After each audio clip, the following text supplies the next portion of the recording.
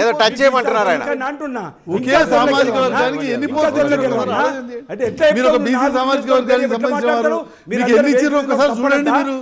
మీరు లేదన్నా మీరు ఇంకా మీరు ఒకసారి నిన్నటి వరకు ఇచ్చిన పోస్టింగుల్లో ఎన్ని మీరు ఏ సామాజిక వర్గానికి ఇచ్చారో ఒకసారి చూడండి. దొరలపాలెం గురించి మాట్లాడుతున్నారు. ఇవన్నీ మేము సామాజిక సమతుల్యత ఎక్కడ మీరు తప్పుడు మాటలకు మద్దతు ఇవ్వకండి. తప్పుడు మాటలకు మీరు మద్దతు ఇవ్వకండి. ఆయన మాటలు దళిత జాతికి బీసీ జాతికి వ్యతిరేకంగా ఉన్నాయి. మా 4 నియోజకవర్గాల పేరు చెప్పి బట్టలు ఇస్తా అంటాడా? టచ్ చేయమను కేటీఆర్ ముట్టువని మమ్మల్ని ఎక్కడో అక్కడ. అయినా మా పునఃప్రవకరణ మంచి సమాధానం ఇచ్చిండు. అంతా బట్టలు చూస్తా నాకైతే అభ్యర్థులు చూపించాను కానీ అనుకుంటూ మమ్మల్ని కూడా చూపించడానికి కూడా ప్రయత్నం సిద్ధం అన్నాడు. జగ్గనేది రెడీ అన్నాడు. రాత్రి 9 గంటలకు రా అని చెప్పాను మా జగ్గిరెడ్డి సాబ్. ఈరోజు మాటకు మాట అంటాం.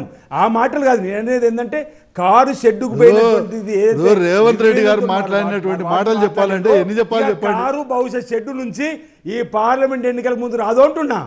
ఈ పార్లమెంట్ ముందు రాదు. అట్లా చాలా అనుకున్నాం. మీరు దేశంలో మిమ్మల్ని కూడా అట్లా పంపించారు. ఈ దేశం నుంచే పంపించారు. ఆఖరికి ఇంకొక 6 నెలలు ఆగండి. బీజేపీ వాళ్ళు భారత కాంగ్రెస్ ముక్తు భారత్ అంటున్నారు.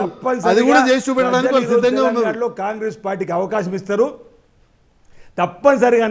మీరు ఇంకా మీరు భ్రమలు కాంగ్రెస్ ముక్తు భారత్ అని బీజేపీ స్టేట్మెంట్ తెలంగాణలో ఈరోజు మీరు 30 కాంగ్రెస్ ముక్త భారత్ ఏమో గానీ బీఆర్ఎస్ కి ఏదో చేసేట్టున్నారు వాళ్ళు. ఒకసారి 4 వెళ్ళారు, నిన్న 1 వెళ్ళారు, రేపు ఇంకో 2-3 అంటున్నారు.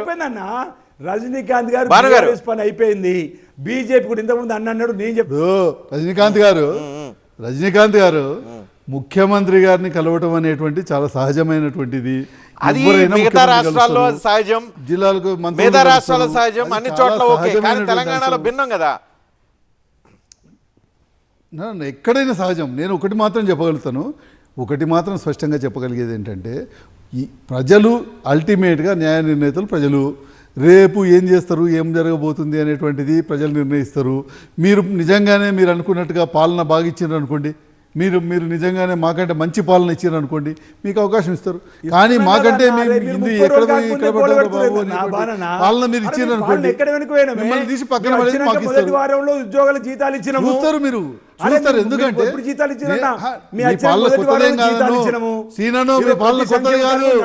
ఈ పాలన ఈ రాష్ట్రంలో ఈ దేశంలో అనేక సందర్భాల్లో చూసిర్రు. మిమ్మల్ని చూసే మిమ్మల్ని పక్కన పెట్టిర్రు.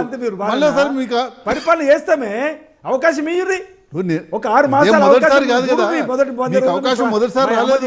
చూడండి మీకు అనేక సార్లు అవకాశం వచ్చింది గతంలో కూడా. గతంలో అవకాశం ఇచ్చినాక కూడా మళ్ళీ మిమ్మల్ని పక్కన పెట్టారు. మళ్ళీ మీరు వచ్చారు.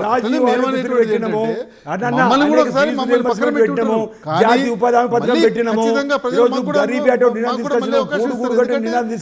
చేసిన అభివృద్ధి కార్యక్రమాలు, సంక్షేమ కార్యక్రమాలు దేశంలో మరే రాష్ట్రంలో జరిగినటువంటి కాళేశ్వరం కుంగేపాయ్.